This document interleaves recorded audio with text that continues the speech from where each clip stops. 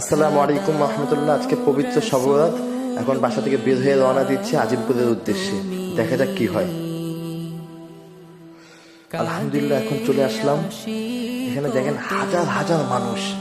আল্লাহু আকবার, মানে হাঁটাই যাচ্ছে না, এত ভিড়। দেখা যাক কি হয়, আমি কি ভিতর পর্যন্ত যেতে পারি কিনা। মনে হয় না ভিতর পর্যন্ত আজকে যেতে পারবো, তাও চেষ্টাতে আছি, দেখি যেতে পারি কিনা। হাঁটতেছি।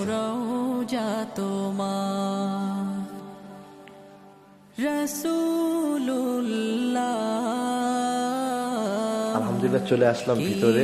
এটা হচ্ছে আজিমপুরের একদম ভিতরে, উপরে সাইডে একটা ব্রিজ আছে উপরে।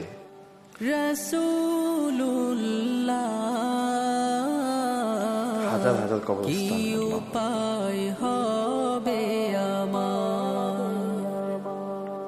আমি ওই পাশটা দাঁড়িয়ে সূরা ইয়াসিন তেলাওয়াত করেছি সব কবরবাসীর জন্য। এই সূরা ইয়াসিনের ফজিলত আল্লাহ আপনি কবরবাসীর আল্লাহ মাফ করিয়ে দেন আল্লাহ। পরবর্তী অনেক সময় ঘুরলাম, তো এখন বের হওয়ার উদ্দেশ্যে দেখি অনেক ঠেলাঠেলির পরে বের হলাম। বের হতে কমসে কম 20 মিনিট লেগেছে ওখান থেকে বের হতে। এখন বাসার উদ্দেশ্যে রওনা দিব, তারপর আবার বাসা থেকে রেস্ট করে আবার বাইতুল মোকাররম যাব।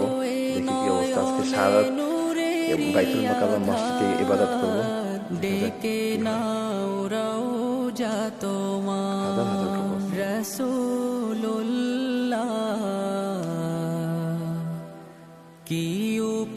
বাসার উদ্দেশ্যে রওনা দিলাম। এখন রাত বাজে 2টা।